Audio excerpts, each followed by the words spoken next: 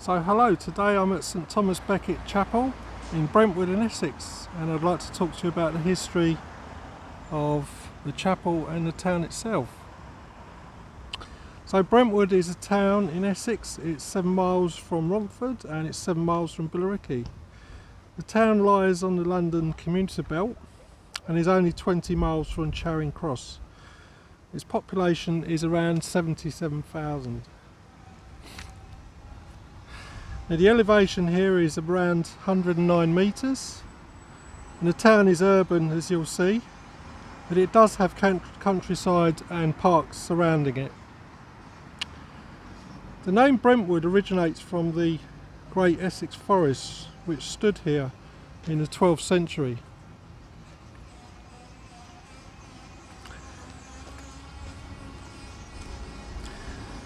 When it was cleared, it was known as Burnt Wood. Now South Weald, which is only 2 miles away, had an Iron Age fortification and camp, so it's highly likely a small settlement would have been situated here from this period.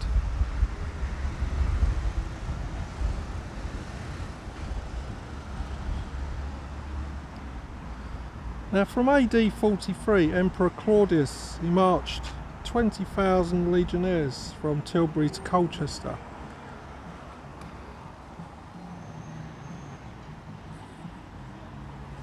And I'll give you, when I get to this junction, I'll explain where we are. Now soon after, the London to Colchester Roman road was established, which passed directly through Brentwood, just as it is today.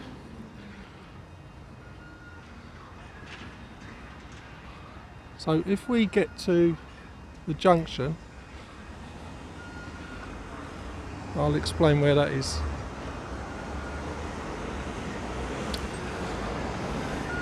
If we take this road down here, this road goes to Billericay and Chelmsford.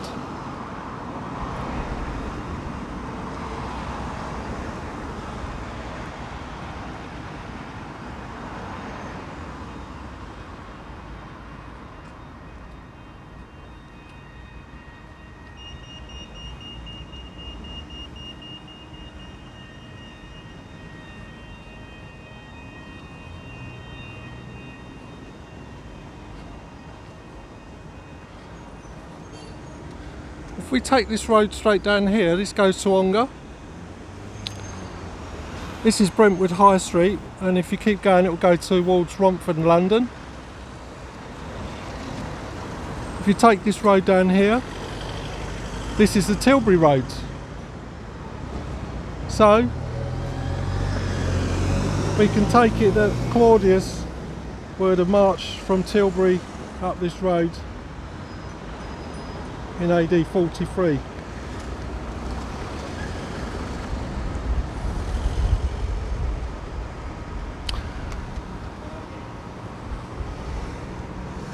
Now the road that went to London, the Londinium Road, would have been through here,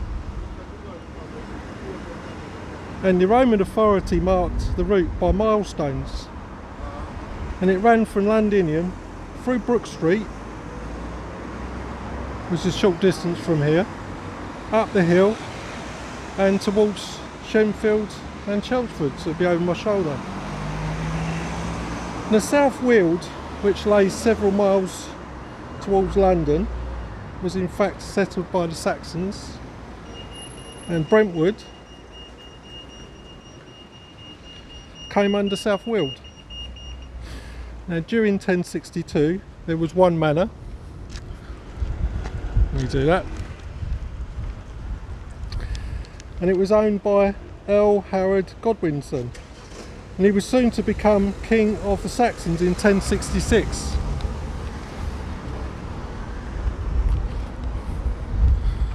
Cross over here.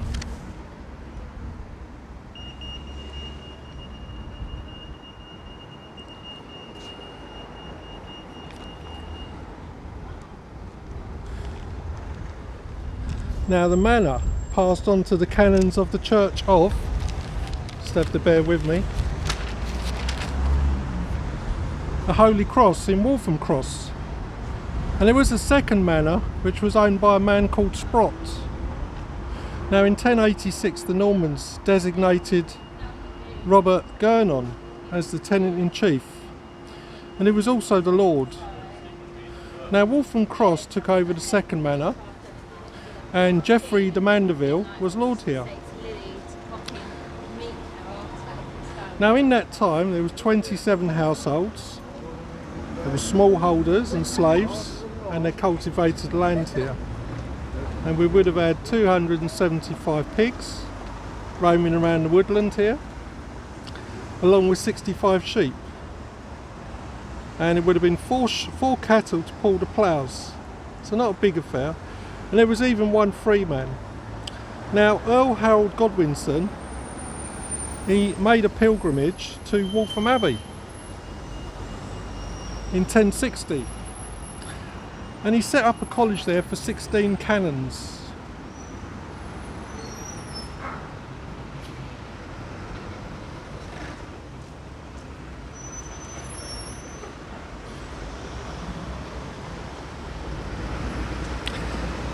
Now in 1177, Henry II, he sent the canons of Waltham Abbey out to the surrounding villages, and South Weald, which is just a couple of miles down there, established St Peter's Church, which is well worth a visit.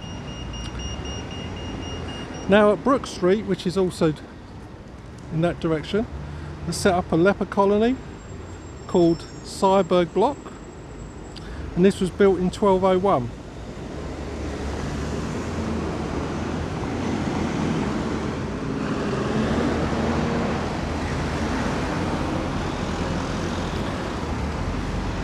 Now Brentwood is first mentioned in 1176, and a man called Reginald de Boscaraso excuse me, was perhaps an outlaw, because his goods were confiscated by the crown.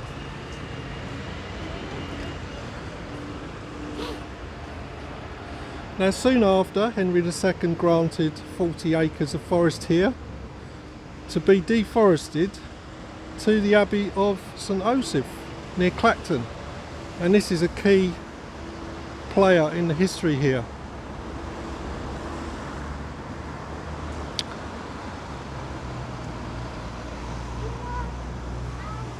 Now also we have a man called William of Ockenden, and he owned land, and he exchanged it to the Abbey so they could carry out prayers for himself and his family.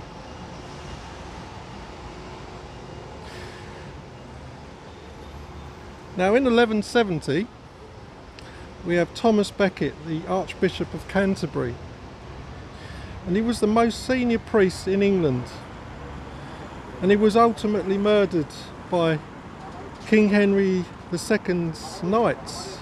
Now King Henry said, "Will no one rid me of this turbulent priest?" And the four knights wielding swords did the unthinkable thing. 2 years later, Becket was canonised by the Pope of Rome. And King Henry, he sought penance in public.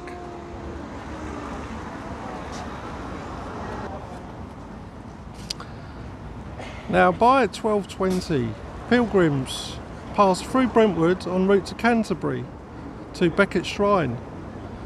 And a year later, in 1221, Brentwood would receive its very own chapel dedicated to St Thomas Becket, and we're just going to approach it now. The small chapel would rely on donations from the pilgrims themselves. As you can imagine, Brentwood had become a fair size by this time, and in 1227 a Wednesday market took place right here. And St Osoph's themselves, they granted a 2.5 day yearly fair as well.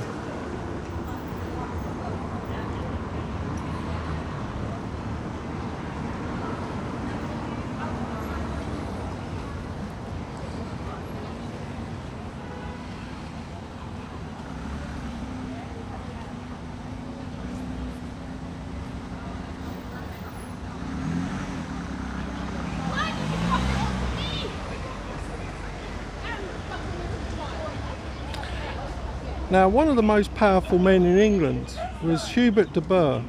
He was the Chief Justiciar to Henry III, and he effectively ruled the country for 12 years.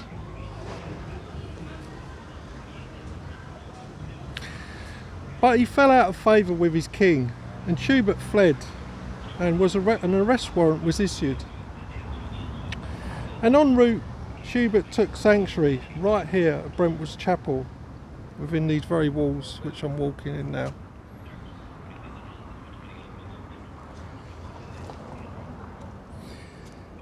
He was taken to the Tower of London. The violation of the chapel sanctuary caused such a storm in London, for Hubert within these walls should have been left alone.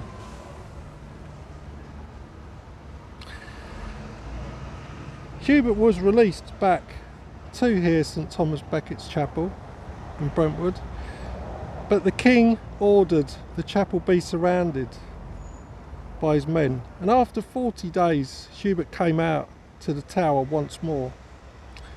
So off he went to the Tower of London, and he carried out a 2-year sentence.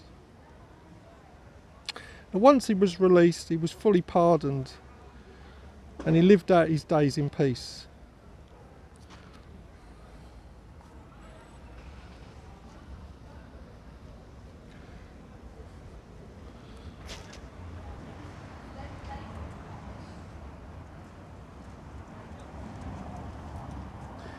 Now, a massive storm was brewing in Essex. During the 14th century, we had famine and a costly war with France, and yet more taxes were pushed upon some of Essex's men, the population, and it went too far. And it started in fobbing. Commissioners demanded more tax payments, and in 1381 it quickly spilled over into violence right here where we stand.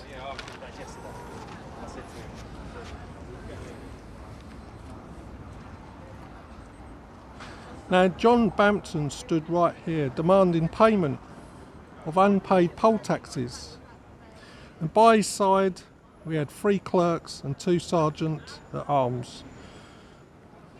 Now, the men from the marshlands of Corringham and Fobbing, not far from here on the coast, had made their way here with grievances, and violence soon forced out the tax collectors. Now, the government responded by sending the Chief of Justice of the Canon Pleas to Brentwood. And it was a man called Robert Belknap, and he was planning to punish the rioters and non-taxpayers. The Belknap was soon set upon by a large group of Essex lads or men, and he was forced to swear on the Bible, and the mob destroyed houses right here, and they killed 3 of the jurors. And within weeks, rioting spread, and the Peasants Revolt, as it's known, took hold. And such was the force that even the Tower of London would fall, and London itself burned.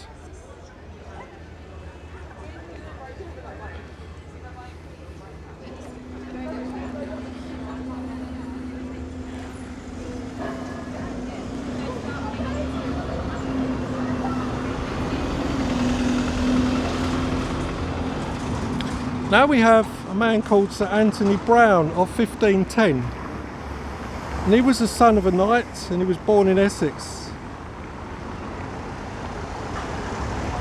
and he would end up buying South Weald's Hall and the manors here. These manors were once owned by Henry VIII's wife, Anne of Cleves, and he served Queen Anne and Queen Elizabeth.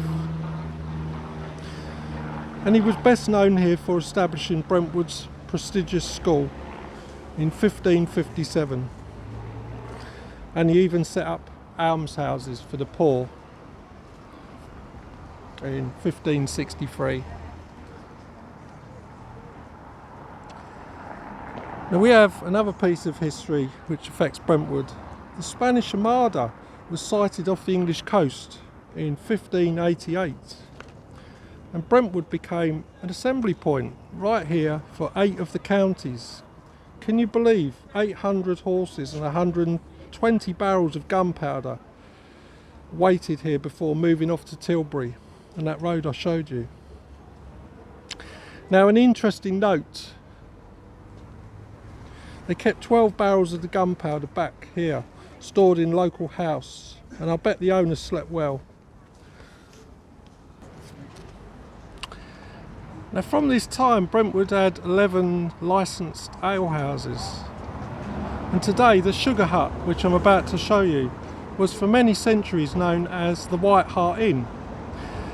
Originally it dated from 1480, and it's also said that Richard II stayed in the building in 1392.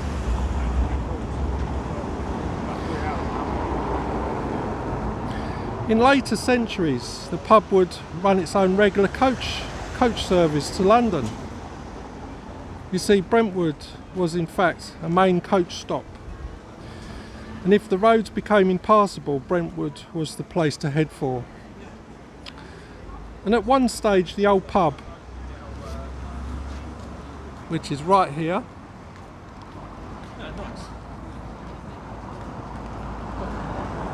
at one stage this old pub had 14 bedrooms over the downstairs bars, which you can still see today.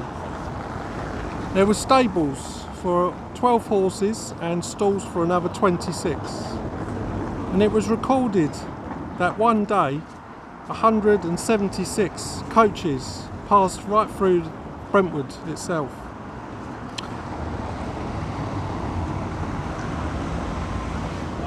Now today the Sugar Hut is famous, is a famous nightclub and bar, and it's famous by the television show The Only Way is Essex, or TOWIE as it's abbreviated. Now I believe it's closed at the moment for renovations of some sort. I've got no idea, but I dare say it will open in the future. And what you see today I believe is probably Georgian, but we can go back to 1480 on this site.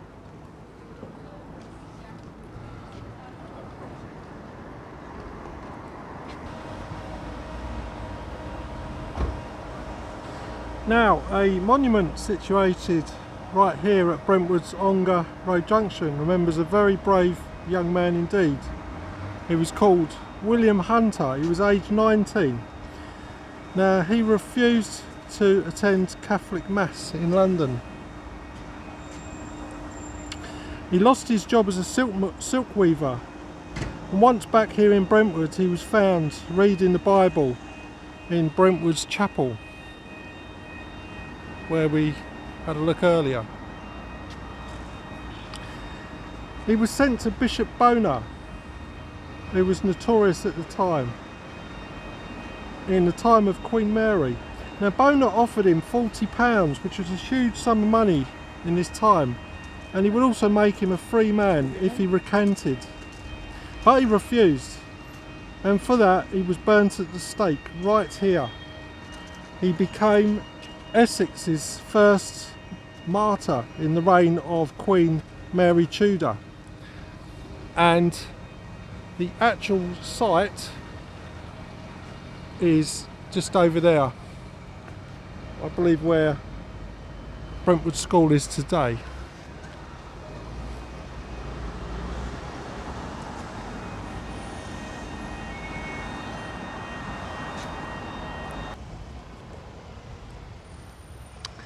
Now we're back at the Chapel of St Thomas the Martyr. It was founded in 1221 by the Abbot of St Osoph, and what we see today is built from flint and rubble pebble from surrounding fields, and also limestone dressings.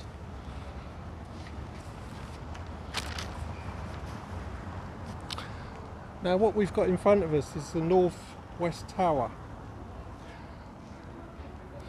It's 8 feet square.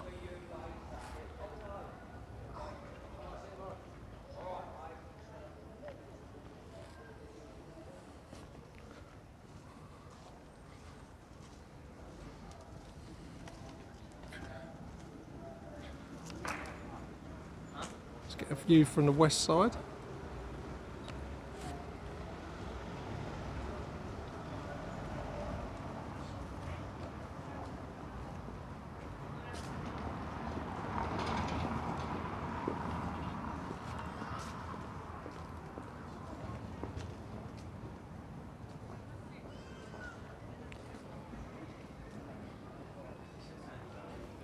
You can still see the window there for to the stairwell, to the original tower. And this would have been the original west door here.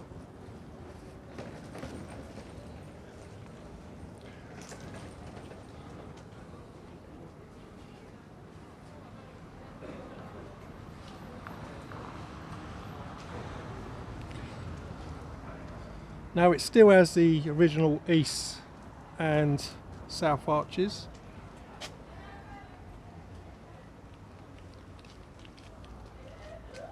It looks like the pigeons have made home here.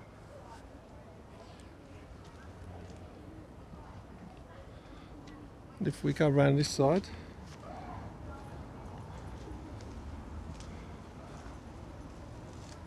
we can see the original doorway with the jambs. That will be to the stairs above for the tower. Now the original door there was from the 16th century, and it was described as having elm battens and iron strap hinges.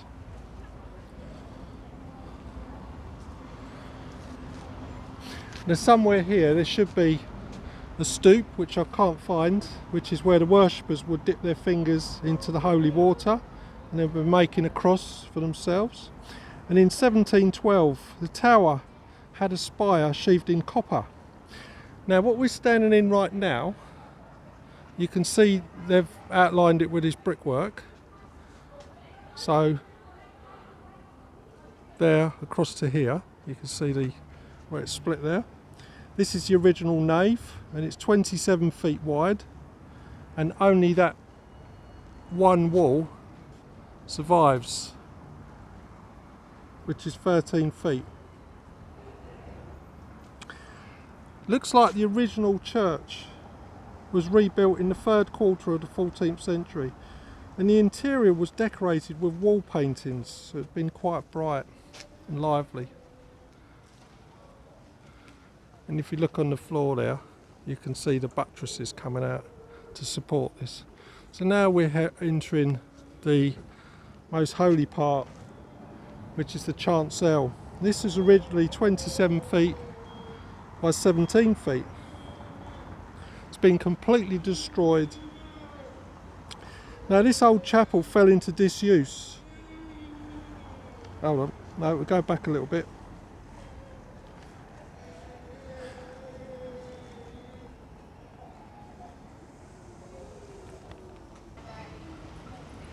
Now in 1552 the chapel was described as having a great bell and a sanctus bell.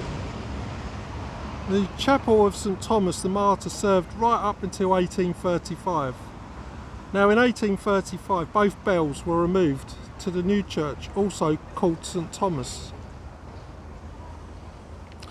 And the new church was built 300 metres east from here on St Thomas Road, and we'll have a look at it. Now this second St Thomas church was built right here on St Thomas Road, and it was built of white brick, and it had a huge nave and aisles. Chancel was added in 1856. The church was badly built and the tower actually collapsed. So this gave birth to the third St Thomas Church, which was built in 1883, and you can see that directly in front of us.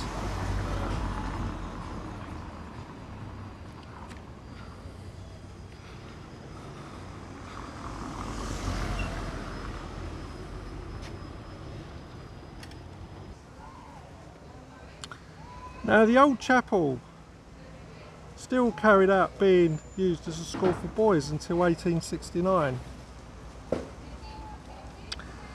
but it fell into disuse and was partly destroyed in 1870.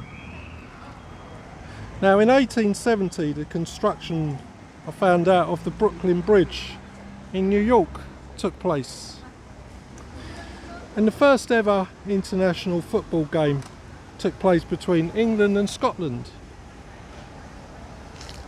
And also Charles Dickens passed away at the fairly young age of 58. This leads us on to a man called Christopher John Hume Tower, Esquire, and he was the last of the Tower family, a very powerful individual in this area, and he owned a great extensive estate at nearby Weald Hall. And in 1900 the family employed 15 servants, living servants. And it was Christopher that paid for the railings that we see here today, or at least part of them, for this once historic chapel. Now today the ancient chapel is a protected building which is still in the heart of Brentwood.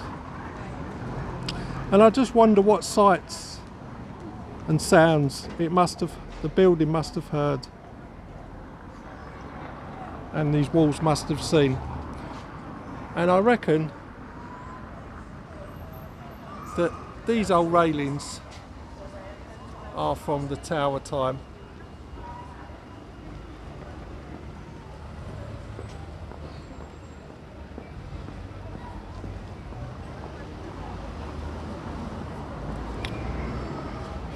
I hope you enjoyed that.